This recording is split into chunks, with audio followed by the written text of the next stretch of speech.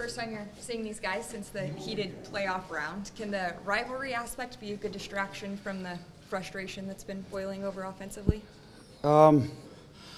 Yes. It's never ideal. You come in here, that they've probably feeling as good as they have all year about themselves right now.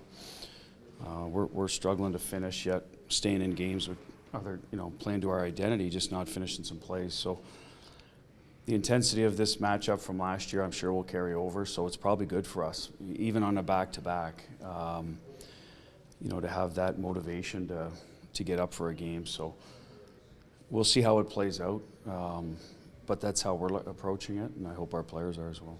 You set such a standard right out of the gate. Like, it's almost hard to keep that up, and as a result, do the defeats or maybe the lack of scoring feel compounded because you were so hot to begin? Well, I think, everyone has their internal numbers, right? And at the start of the year, we got timely goals and timely saves to win games. We were not dominating, I don't think. We had pockets of games I thought we were really good, and pockets of games we were pretty average.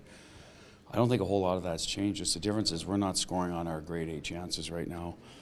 Our goaltending's been good. Our team defenses, we're in every game. It's just that's the difference from the start of the year. So I don't think we're playing any worse or better than the start of the year.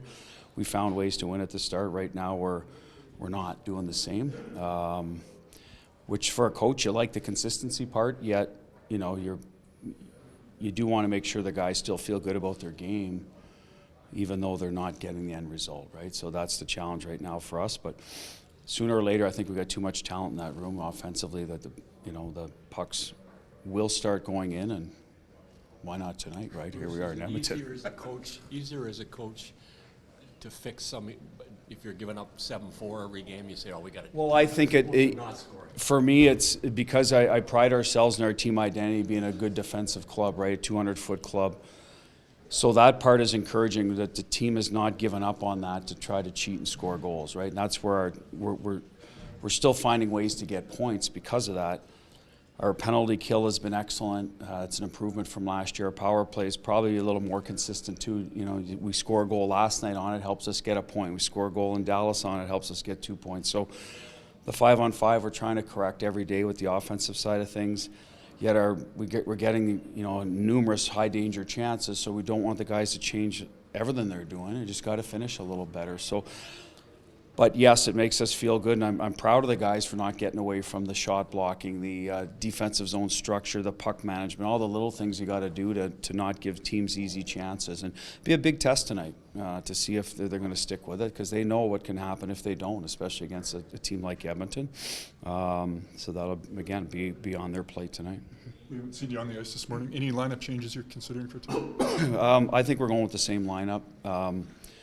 There's always a few bumps and bruises. Everyone will go for a warm-up, but that's the plan. Thompson will be in net, so tonight. Hill was in last night. In general, go ahead.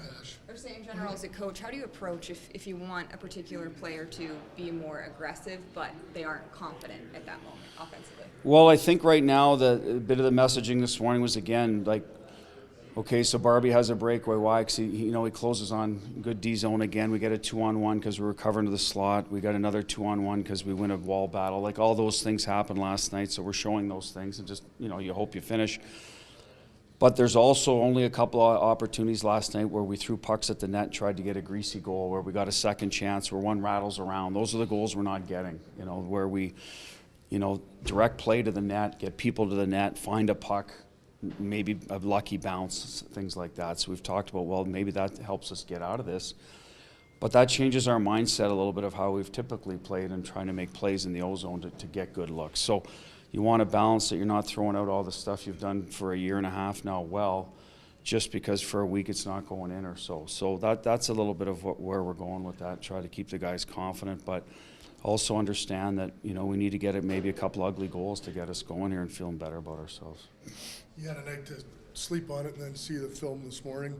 Did your perspective change at all? No, I thought it was a pretty even game. I thought they started the third period well. And a lot of that had to do with the goal they scored, and they got some juice, and we had to bend but not break there. And then after that, again, had the game-winning goal on our stick a couple times and didn't finish, or chose not to shoot, make the extra play, right? So And then overtime, anything can happen. As we need to do a better job on that rush. But at the end of the day, I thought either team could have won last night, and it was a little bit as advertised how I saw it. Did you see the pick on the overtime goal on Petro? Yeah, and I don't think that's going to get called.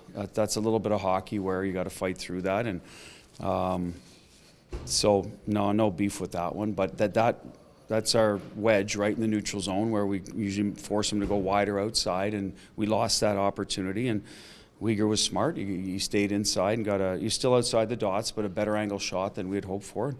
Found the net. So in the overtime there, when Petro broke his stick, was it And McNabb? But he went to the point. He went to the point as a defense. Was it because the other stick was a left-handed stick and he didn't want to take that?